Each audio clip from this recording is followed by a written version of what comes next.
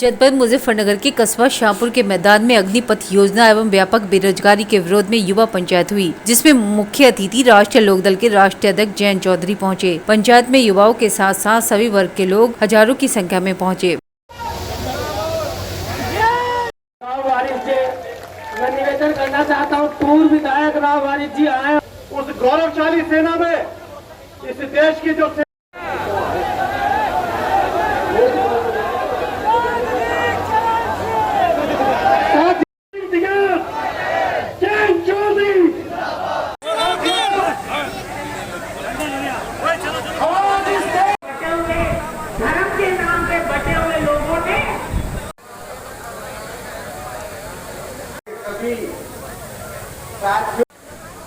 धन्यवाद बहन जी। संगीला ऑलरेडी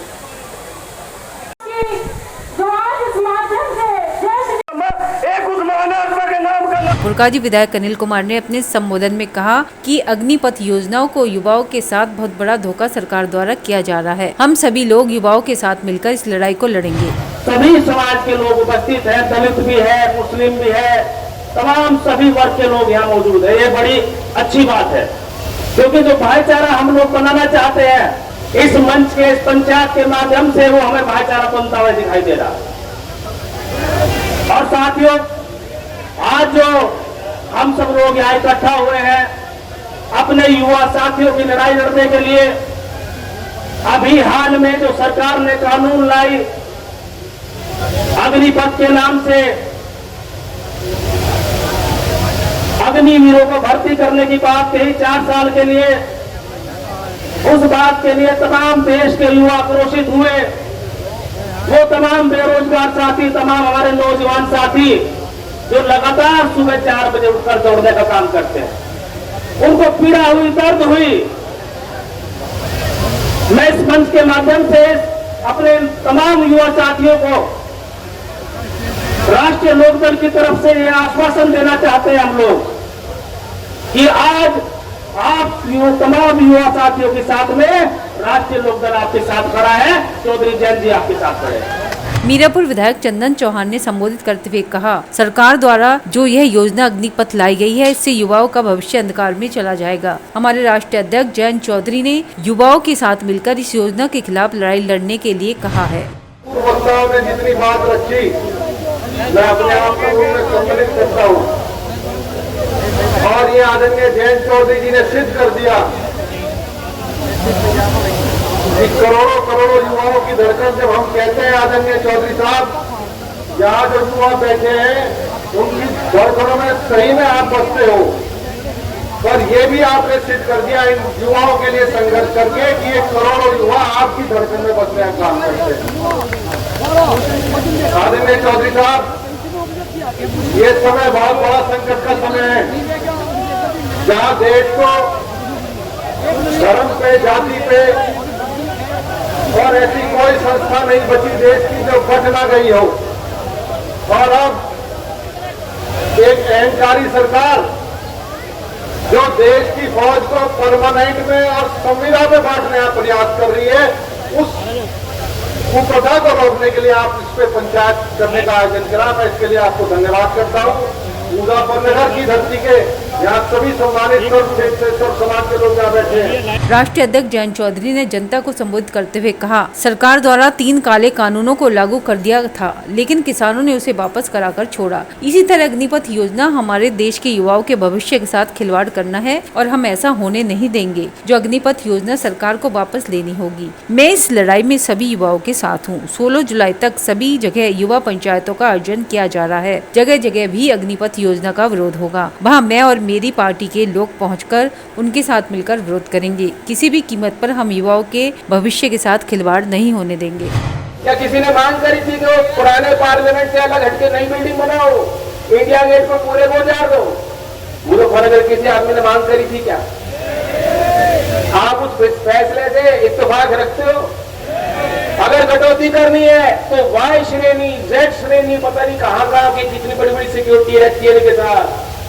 चौधरी अजीत सिंह जी नहीं रखते थे कभी, तो ना मेरे साथ कोई है। मेरी तो सिक्योरिटी वाई जेड बी सब कुछ आप हो। अगर बचत करनी है तो वहां बचत कर लो, लेकिन देश की रक्षा होनी चाहिए। देश की रक्षा करने वाले हमारे फौजी का सम्मान होना चाहिए, उनके लिए सुविधाएं और देनी होंगी। और मैं आपके बीच आंकड़े रखना चाहता हूं, जो सच्चाई है। ये जो कह रहा है कि डिफेंस का बजट बढ़ता जा रहा है, 10 साल को आप हिसाब लगा दो, 2011-12 से लेकर 2021-22 तक देश के बजट में जितना कुल खर्चा था, जो कुल व्यय था, जो टोटल गवर्नमेंट का एक्सपेंडिचर था, टोटल एक्सपेंडिचर उसका 2011-12 में डिफेंस पे 16.7% खर्च होता और वो घट के 13% हो गया। 10 साल में घटा है डिफेंस का एक्सपेंडिचर।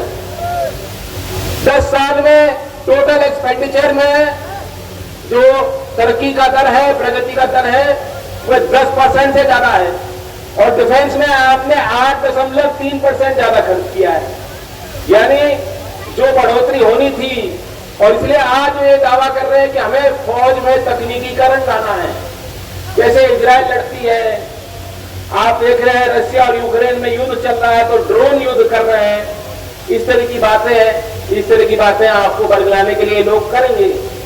अगर तकनीकीकरण लाना है तो बजट को बढ़ाना पड़ेगा। आप फौजी की पेंशन काट देंगे तो फौज का मनोबल गिर जाएगा, खत्म हो जाएगा और लड़ने की क्षमता समाप्त हो जाएगी। कोई तकनीकीकरण होने वाला नहीं है। और मैं दावे के साथ कहता हूं, उनके पास कोई योजना नहीं है। आज जो पहले जो सेना में भर्ती होते थे, बड़े बड़े अधिकारियों ने इसका विरोध किया। क्यों किया? मैंने भी उनसे बात की, समझने की कोशिश की, और उन्होंने मुझे बताया कि फौजी 3 साल की तो ट्रेनिंग के बाद तैयार होता है, जिसको सियाचिन में लड़ना है। 3 साल से पहले फौजी तैयार नहीं हो पाता, उसकी बड़ी टेक्निकल ट्रेनिंग होती है। और ये 6 महीने की ट्रेनिंग दे रहे हैं। 6 महीने की ट्रेनिंग में क्या सीखेगा वो?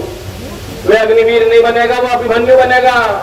और मेजर जनरल योगेंद्र जी ने कहा है कि फौज मरने के लिए नहीं होती, मारने के लिए बनाई जाती है।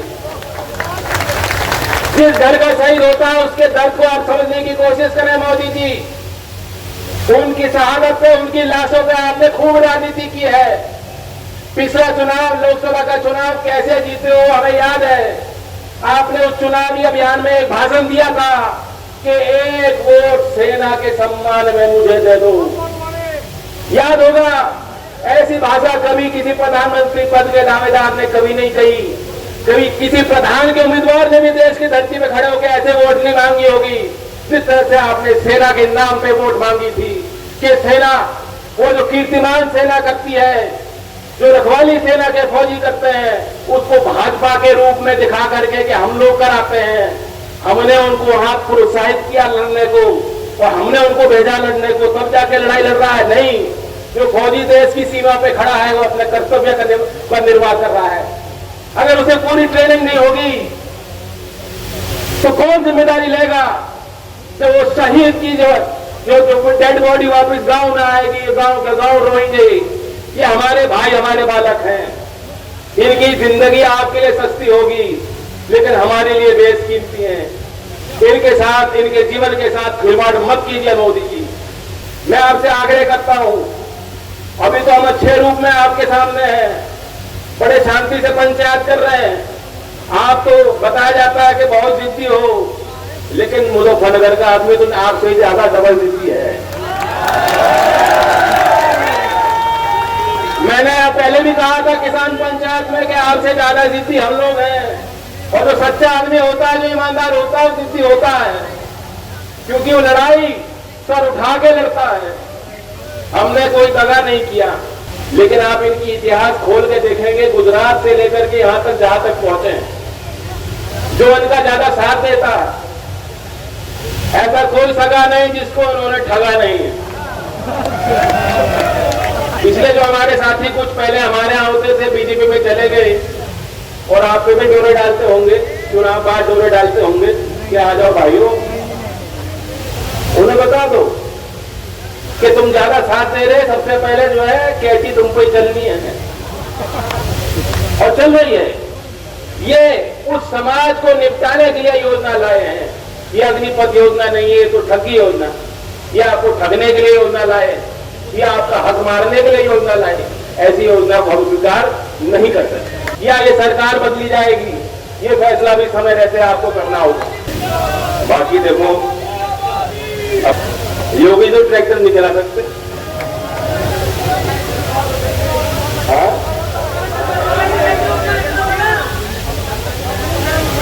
टेंशन ना करो, बुलडोजर स्टार्ट ये करेंगे, चाबी हम ले लेंगे, चाबी हम खोज लेंगे इनसे।